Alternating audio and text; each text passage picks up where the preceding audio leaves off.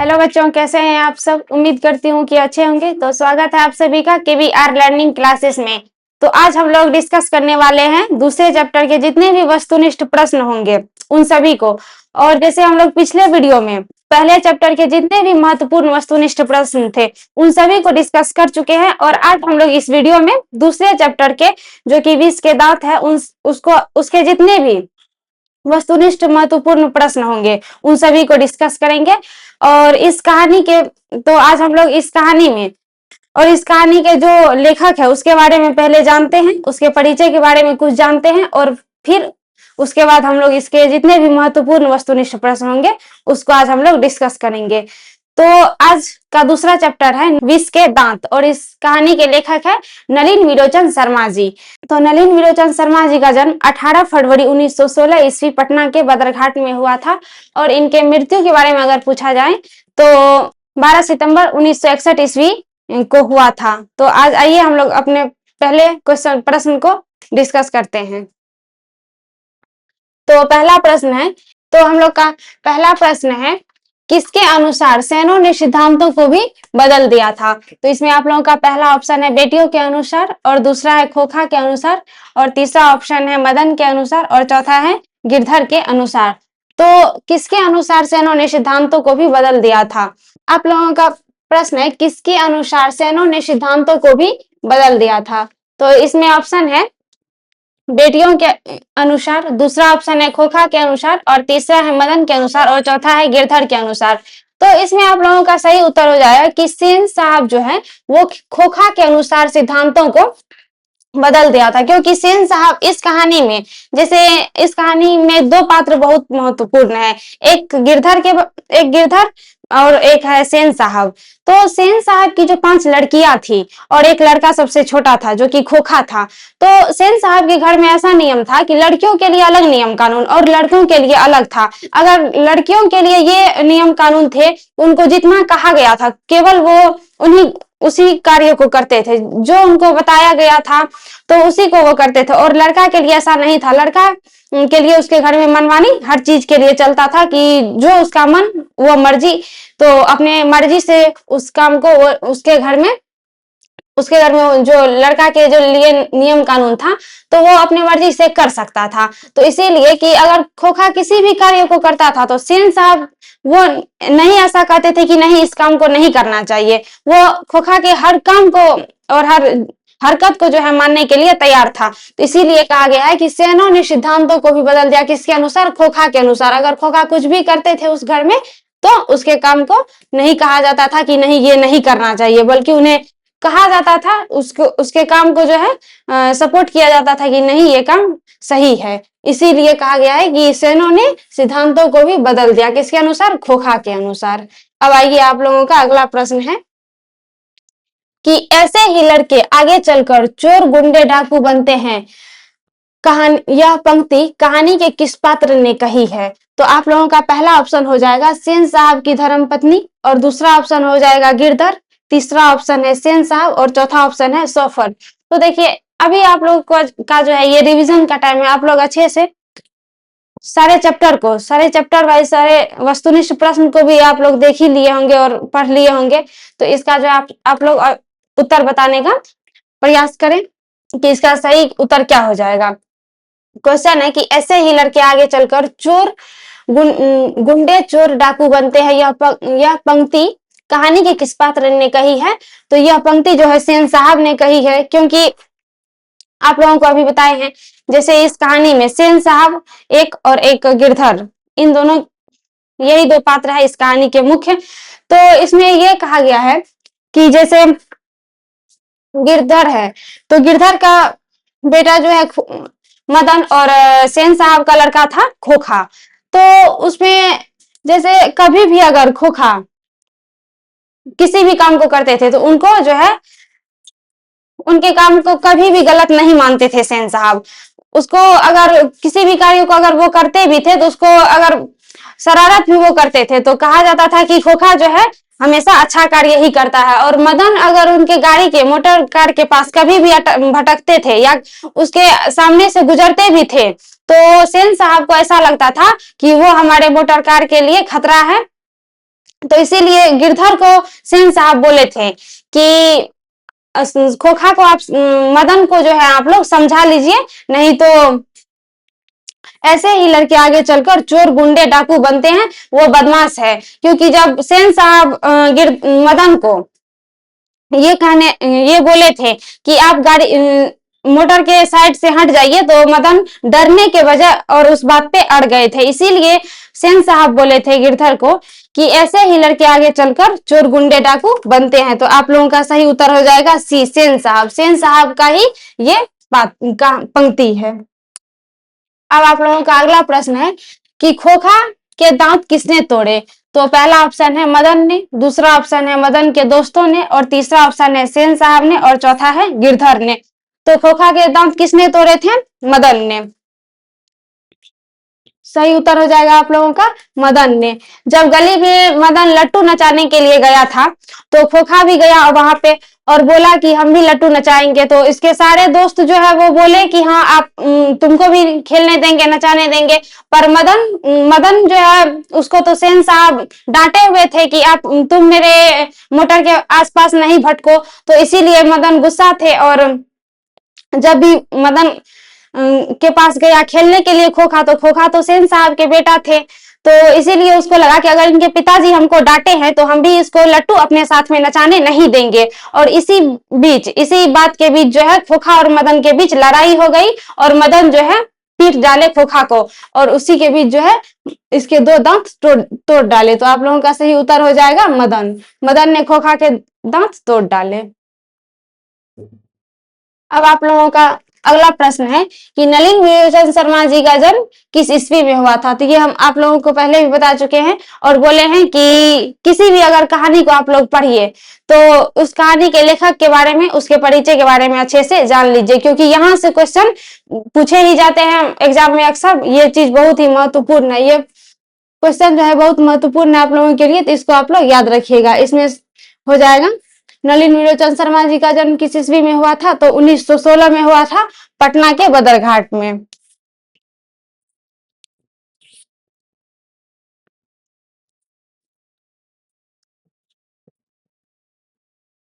पटना के बदरघाट में। अब लेते हैं अगला प्रश्न। अगला प्रश्न है कि सेन साहब की कार की कीमत क्या थी? सेन साहब की कार की कीमत क्या थी? तो ये बहुत ही आसान क्वेश्चन है। देखिए सेन साहब जो है वो नई चमचमाती कार कितने में खरीदी थी? 7,500 में। अब आप लोगों का अगला प्रश्न है कि सेन साहब की आंखों का तारा कौन था? सेन साहब की आंखों का तारा कौन था? पहला ऑप्शन है कार, दूसरा है खोखा, तीसरा है खोखी, और चौथा है उपयुक्त सभी।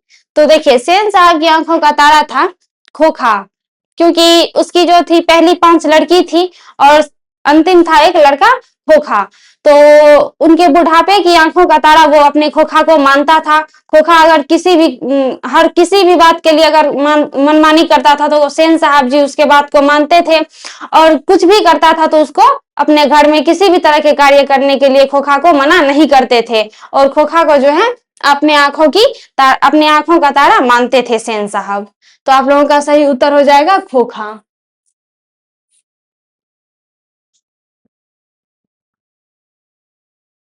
अगला प्रश्न है कि मोटर को कोई खतरा हो सकता था तो किससे? पहला ऑप्शन है खोखा, दूसरा है मदन, तीसरा है सीमा, और चौथा है शेफाली। तो मोटर को अगर कोई खतरा हो सकता था तो किससे हो सकता था? खोखा से, क्योंकि खोखा जो है किसी भी काम को घर में हमेशा उलट पुलट काम को करने के लिए दिन भर करने में रहता था। कभी मोटर के आसपास भटकता था, तो कभी कुछ तोड़फोड़ करता था, कभी गमला उठा के फेंकता था, कभी कुछ भी करता था। तो इसीलिए जो है मोटर को अगर खतरा था तो किससे खतरा था? खोखा से, क्योंकि वो हमेशा उसके पिता सेन साहब जी हमेशा जो है खोखा को मोटर कार के आसपास जाने से मना करते थे, रोकते रहते थे। इसीलिए कहा गया है कि खोखा अगर मोटर को किसी से खतरा था तो किससे खतरा था? खोखा से खतरा था। अब आप लोगों का अगला प्रश्न है, विष के दांत कहानी के रचयिता कौन है? विष के दांत एक कहानी है, और इस कहानी के रचयिता कौन है? नलिन विलोचन शर्मा जी।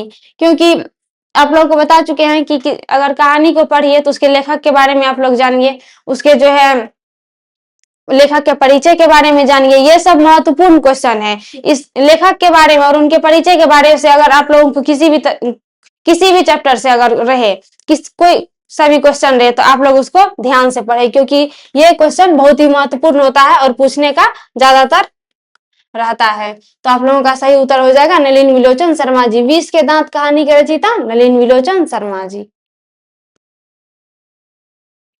अब आप लोगों का अगला प्रश्न है, सीमा, रजनी, आलो, शेफाली, आरती, पोलो किसकी बहनें थी? जैसे अभी आप लोगों को बताएं कि ये जो पांचों है, सीमा, रजनी, आलो, शेफाली, आरती और पोलो, ये बहनें थी खोखा की। सेन साहब की ये 5 लड़कियां थी।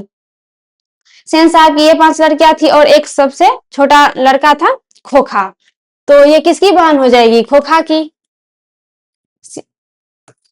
सीमा, रजनी, आलो, शेफाली, आरती किसकी बहनें थी? खोखा की। अब आप लोगों का अगला प्रश्न है, मैं तो खोखा को इंजीनियर बनाने जा रहा हूं, यह कथन किसका है? पहला ऑप्शन है आप लोगों का सेन साहब का, दूसरा है मिस्टर सिंह का, और तीसरा है गिरधर लाल का, और चौथा है मुखर्जी का। देखिए क्वेश्चन है कि मैं तो खोखा को इंजीनियर बनाने जा रहा हूं, यह कथन किसका है? तो अगर सेन साहब किसी भी कोई भी आते थे, अगर उनसे पूछा जाता था कि आपके लड़के के बारे में आपका क्या विचार है, आप उनको क्या बनाना चाहते थे, तो सेन साहब उसको पढ़ाने लिखाने पर कम ध्यान देते थे, पर उसको ऐसा बोलते थे कि हम अपने खोखा को इंजीनियर बनाना चाहते थे, क्योंकि वो हमेशा किसी न किसी चीज को तोड़ फोड़ करने में लगे रहते थे। उसका जो है दिलचस्पी बहुत सारा रहता था कि कुछ भी खेले या किसी भी चीज को तोड़ फोड़ या मोटर कार से लगे रहते थे दिन भर। तो सेन साहब किस से अगर कोई भी पूछते थे तो सेन साहब जो है उसको यही बोलते थे कि मैं तो अपने बेटा को खोखा को जो है इंजीनियर बनाने जा रहा हूं, जबकि उसको पढ़ने लिखने से कोई उतना मतलब नहीं था, फिर भी वो हर किसी को यही बोलते थे अगर उससे कोई पूछते थे तो ये पंक्ति किसका है? सेन साहब का, कि मैं तो खोखा को इंजीनियर बनाने जा रहा हूं। तो सही उत्तर हो जाएगा आप लोगों का ए, सेन साहब। अब आप लोगों का अगला प्रश्न है कि विष के दांत शीर्षक पाठ विधा है। विष के दांत एक कहानी है जिस कहानी के लेखक नलिन विलोचन शर्मा जी है। तो आप लोगों को याद रखना है कि विष के दांत क्या है? एक कहानी है। तो आप लोगों का सही उत्तर हो जाएगा बी, कहानी। देखिए मदन के लिए क्या खाना मामूली बात थी? मदन के लिए क्या खाना मामूली बात थी? तुदकार, प्यार, मार और फटकार। देखिए मदन गिरधर का बेटा था, तो उसके लिए मार खाना जो है, मदन के लिए मार खाना एक बहुत ही मामूली बात था, क्योंकि वो हमेशा पढ़ने लिखने पे उतना ध्यान नहीं देता था और कभी भी जो है वो बाहर खेलता था। थोड़ा अगर किसी को लड़ाई झगड़े किसी से करके आ जाता था, घर में पीट देता था, कोई शिकायत लेके आ जाता था उसके घर में, तो उसके पापा जो थे मदन के, गिरधर जी, तो वो हमेशा जो है मदन को किसी न किसी बात के लिए पीटते रहते थे। तो इसीलिए क्या है कि मदन के लिए क्या खाना मामूली बात थी? मार खाना, क्योंकि गिरधर जी जो है वो कभी भी किसी भी बात के लिए हमेशा मदन को पीटते रहते थे। तो आप लोगों का सही उत्तर हो जाएगा मार खाने के लिए, मार जो है मदन के लिए मामूली बात थी। अब आप लोगों का अगला प्रश्न है कि नलिन विलोचन शर्मा द्वारा लिखित कहानी निम्न में से कौन सी है? नलिन विलोचन शर्मा द्वारा लिखित कहानी निम्न में से कौन सी है? आप लोगों का ऑप्शन है मछली, और दूसरा ऑप्शन है अक्षरों की कहानी, और तीसरा ऑप्शन है विष के दांत, और चौथा है भारतीय लिपियों की कहानियां। तो नलिन विलोचन शर्मा जी के द्वारा जो लिखी गई कहानी है ये आप लोगों को पता होगा, क्योंकि आप लोग इसी चैप्टर को पढ़ रहे हैं और इस चैप्टर के लेखक के बारे में भी आपको बता चुके हैं। तो आप लोग अनुमान लगा सकते हैं कि ये जो नलिन विलोचन शर्मा जी के द्वारा लिखित कहानी है इनमें से कौन सी हो जाएगी? विष के दांत। सही उत्तर हो जाएगा आप लोगों का विष के दांत।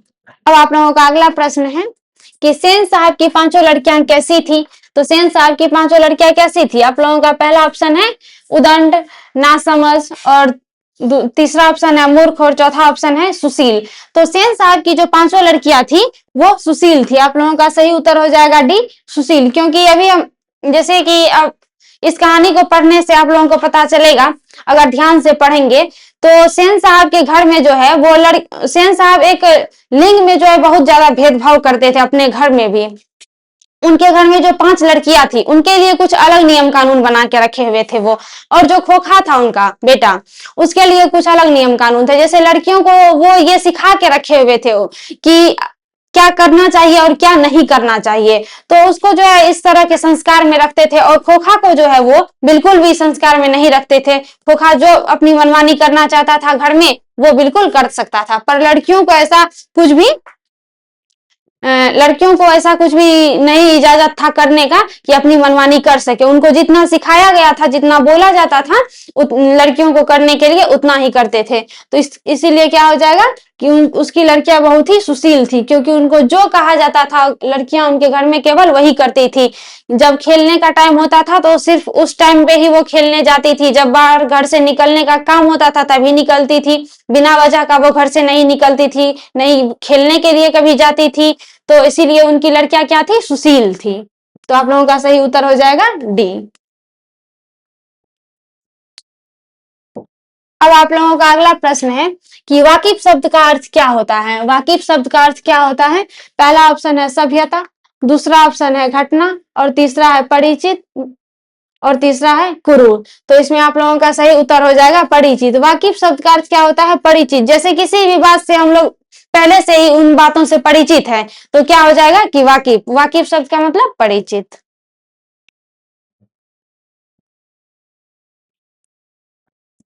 अब आप लोगों का अगला प्रश्न है, लेखक नलिन विलोचन शर्मा की माता का नाम क्या था? तो लेखक नलिन विलोचन शर्मा जी की माता का नाम, उसके बारे में जैसे लेखक के बारे में, लेखक के परिचय के बारे में अगर आप लोग पढ़िएगा तो आप लोगों को आसानी से पता चल जाएगा कि नलिन विलोचन शर्मा जी की माता का नाम क्या था? रत्नावती शर्मा। तो आप लोगों का सही उत्तर हो जाएगा रत्नावती शर्मा। नलिन विलोचन शर्मा जी की माता का नाम रत्नावती शर्मा। अब आप लोगों का अगला प्रश्न है, मदन किसका बेटा था? मदन किसका बेटा था? तो पहला ऑप्शन है ड्राइवर का, और तीसरा है गिरधर का, दूसरा है गिरधर का, और तीसरा है मुखर्जी साहब का, और चौथा है पत्रकार महोदय का। तो जैसे हम आप लोगों को बताए हैं कि ये जो कहानी है विष के दांत, इसमें 2 पात्र बहुत ही महत्वपूर्ण है, एक गिरधर का और एक सेन साहब जी का। तो इसमें सेन साहब जी का जो बेटा थे वो थे खोखा, और गिरधर का जो बेटा थे, गिरधर जी का बेटा, वो थे कौन? मदन। तो मदन किसका बेटा हो जाएगा आप लोगों को? गिरधर का। सही उत्तर हो जाएगा गिरधर।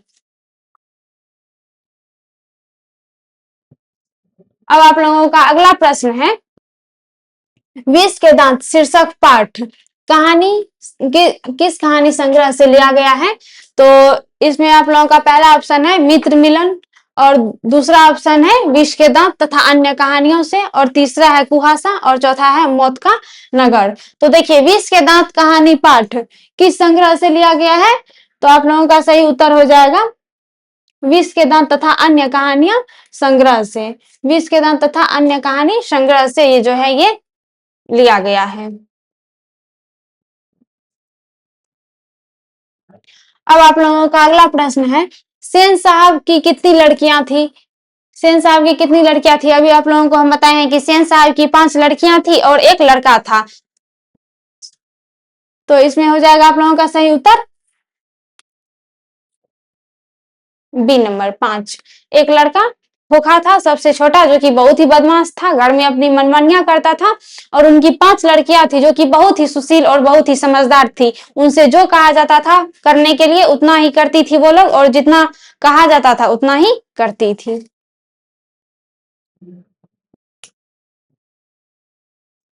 अब आप लोगों का अगला प्रश्न है, नलिन विलोचन शर्मा के अनुसार महल और झोपड़ी वालों की लड़ाई में अक्सर कौन जीतते हैं?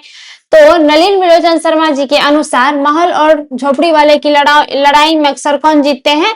पहला ऑप्शन हो जाएगा महल वाले, दूसरा हो जाएगा झोपड़ी वाले, और तीसरा हो जाएगा मासूम, और चौथा है इनमें से कोई नहीं। तो इसमें आप लोगों का सही उत्तर हो जाएगा महल वाले, क्योंकि लेखक के अनुसार ये कहा गया है, उनका ये कहना था कि महल और झोपड़ी वाले के लड़ाई में अक्सर महल वाले ही जीतते हैं, क्योंकि आप लोग अक्सर गांव में या कहीं भी देखते होंगे कि जो थोड़ा मजबूत पार्टी के होते हैं, अगर वो गलती भी किए होते हैं तो सारे लोग उनके डर से उन्हीं का सपोर्ट करते हैं। ये नहीं कि जो गलती किए हैं उनकी गलतियों को नहीं दिखाया जाता है, बल्कि जो नहीं भी गलती किए रहते हैं, अगर उसके तरफ से कोई बोलने वाला नहीं रहता है तब पर भी उनको दोषी ठहराया जाता है, और लेकिन जो गलती किए रहते हैं उनको नहीं ठहराया जाता है। तो इसीलिए लेखक का कहना है कि अगर महल वाले और झोपड़ी वाले दोनों के बीच में लड़ाई होता है तो भले ही गलती झोपड़ी वाले की हो, लेकिन जीतता महल वाले ही है। तो इसीलिए आप लोगों का सही उत्तर हो जाएगा महल वाले। अब आप लोगों का अगला प्रश्न है, रस शब्द का अर्थ क्या होता है? पहला ऑप्शन है प्रेम, दूसरा है ईर्ष्या, तीसरा है संबंध और चौथा है आदर। तो ईर्ष्या जो है, रस शब्द का अर्थ हो जाएगा आप लोगों का ईर्ष्या। ये सही ऑप्शन है बी, ईर्ष्या। ईर्ष्या का अर्थ हो गया जैसे किसी के प्रति किसी तरह का, जैसे ये नहीं होता है कि उसके प्रति स्वभाव मन में उसके प्रति अच्छा सोच नहीं होता है, बल्कि उसके प्रति उसे जलन करना हो जाता है। जैसे कि अगर दो व्यक्ति कोई है तो उसको आपस में जो है मेल मिलाव तरह से वो नहीं रहना चाहते हैं, बल्कि अंदर ही अंदर उनको एक दूसरे से जलन होता है, ईर्ष्या होता है। तो रस शब्द का मतलब यही हो जाएगा, ईर्ष्या। अब आप लोगों का अगला प्रश्न है, मदन पड़ोसियों के आवारागर्द छोकरों के साथ क्या कर रहा था?